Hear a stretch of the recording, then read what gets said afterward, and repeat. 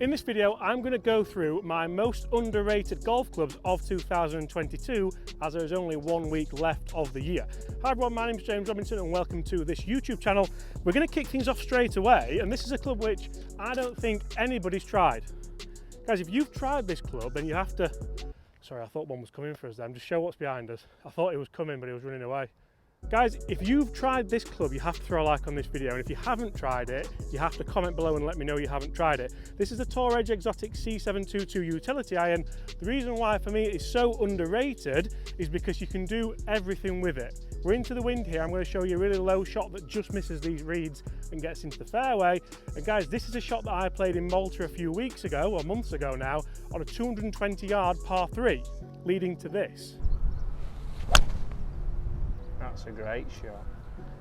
That is all over it for a hole-in-one. Go on. And on the toughest par 3, 2 easier par 3s to come.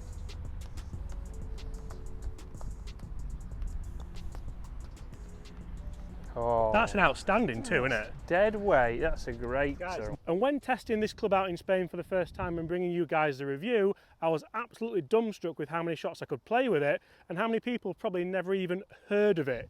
Utility club by name, utility club by nature. Here's a little example of what you can play with it. I mean, look at that.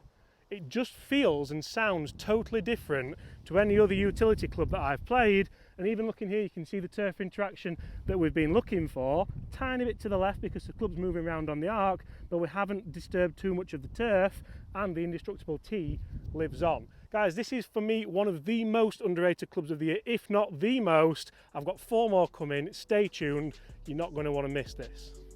So as you can imagine, I've tested hundreds of golf clubs this year on James Robinson Golf, and I'm very lucky to do so because I then get to bring my opinions to you guys, but your opinion is just as important as mine. Guys, what would you say the most underrated golf club is you've tried this year, or maybe the one you're yet to try, the one you want to try, the one you may want to pop in your bag for 2023. Also guys, if you are new here, make sure you do subscribe, and if you're not new but you haven't subscribed yet, you know where that subscribe button is, guys. Get amongst it for 2023. Some of next year's clubs look incredible. You don't want to miss them. Now, this next club I'm going to hit isn't in the top 5. We're just filming with it today, and I wanted to show it you. We're having a bit of fun actually, because if the video gets 30,000 likes, I'm going to put these golf clubs in my bag for the whole of next year. So if you want to see that, guys, that video is already live. Check it out. It's going to be, well, again, I'm not going to ruin it too much for you, but I really enjoyed it. These look so small down at the ball, it's frightening. That's gone better than anticipated as well. Right, back to the most underrated. This could be underrated, but Ricky himself didn't use them, so probably not.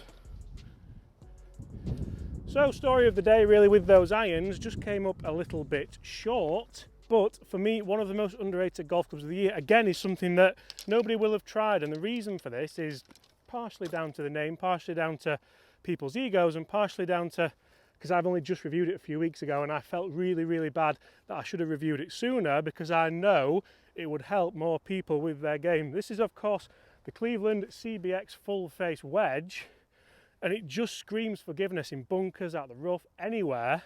I've got a 56 degree and I'm contemplating maybe throwing it in my bag, because from places like this, I mean, I think I'm good out of bunkers. We all think we're good out of bunkers, but you don't even need a good technique. I fattered that and that's going to go in. Now, what I love about this is not only that huge wide camber you can see on there, 10 degrees of bounce I've got on this 56, I also love that huge cavity back we have there. You can see that's really spreading that perimeter weighting across the back of the face for more forgiveness on strikes out the rough and out of bunkers. And you can see we've got a huge cavity there. You just don't see that in wedges. We spin it round and you can see not only the full face grooves, you can see I've hit a few out the high toe. That's generally where you are going to miss it if you're out of the bunker or the rough. And we've also got the micro grooves as well, so you're going to get a little bit more spin when these clubs are new. And I think that is well worth a try for any golfer. That's the exact reason why I put this in this video of one of the most underrated golf clubs of the year. I duffed that, and that's where it's finished. Remarkable. Cleveland CBX full face wedge. Guys, if you've not tried it, I recommend you do, especially if you think you're good out of bunkers. but like me, you're probably not as good as you think you are. Next club. So we've had an unbelievable utility iron. I'm going to play that ball flight one more time. I mean, look at that. Oh, followed by the ball flight from Malta one more time. That's a great shot. Two totally different ball flights with the same club, absolutely brilliant. We've also had what you could call a utility wedge.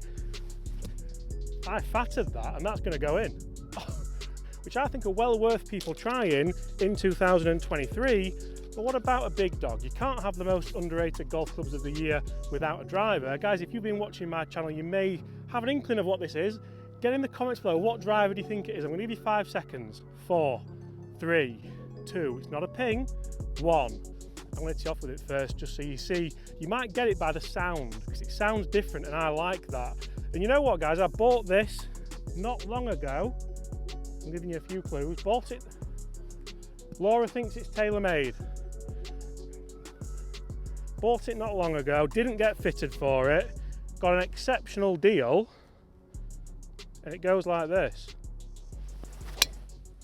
Even with a slip, that is a big draw straight down the middle of the fairway. And I'm going to throw a couple of ball flights again on screen from my trip to Malta because I had it in the bag then.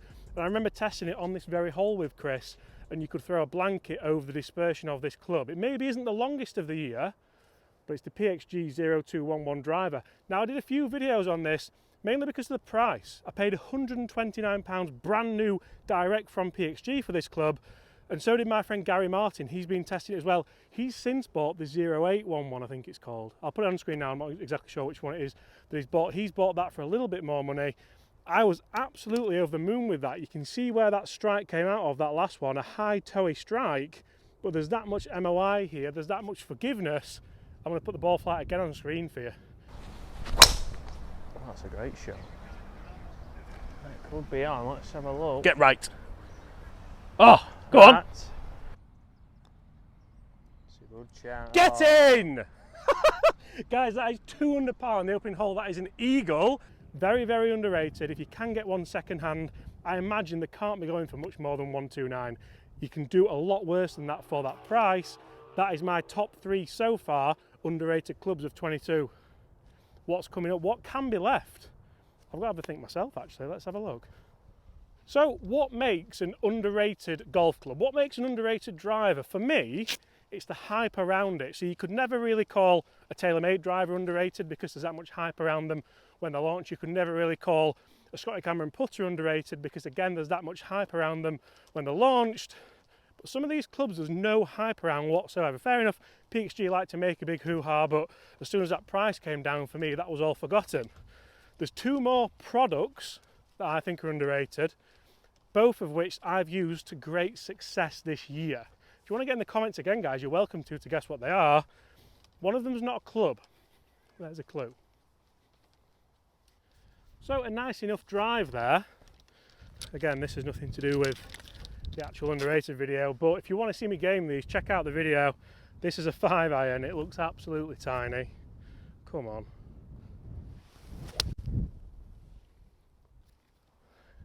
It could be going a lot worse, I'm not going to lie.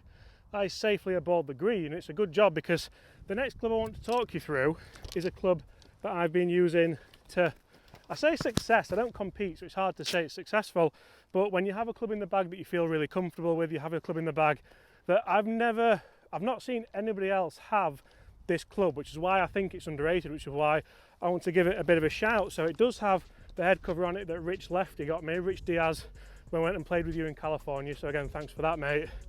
We'll wait till we get the green to show you, but what a lovely head cover that is. Thanks, Rich. That's where our shot's finished, as you'll see.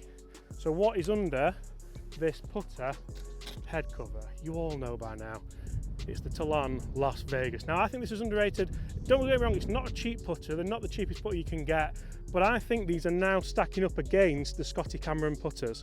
Scotty Cameron have always been the best milled putters ever, but I think these are like pushing on the door, they're knocking on the door, they've got a little bit more technology in them for forgiveness. They feel just as good. For me, this is probably one of the best looking golf clubs you will ever see, and I love that Stroke Lab green shaft as well. A lot of people think it's a black shaft. It's not, it's actually a dark kind of British racing green to match the grip, and I absolutely love that from start to finish. I hope they don't mess around with them too much next year. I'm sure they've got things in the pipeline. Please, please, please do not mess around with these. I'll probably just keep it in the bag, to be honest. I even did like a put a fit in with Chris not long ago, and it turned into more of a lesson because I could have changed the loft on it, I could do all sorts with it. I don't want to, I want to keep it as it is because I've held loads of puts with it this year. I've hammered Gaz with it. I've absolutely beat him into the ground with it. So I don't want to change it. That is a huge underrated club for me. And the final piece of equipment, guys, let's have, I daren't hit it because I've only got one left. And I had a hole-in-one from 210 yards with it this year with my friend Eddie Batty at the Wakefield Trinity Rugby League Golf Day. And it's in here. I'll show you actually. I'll keep the putter out because we need it. But it's, is it here?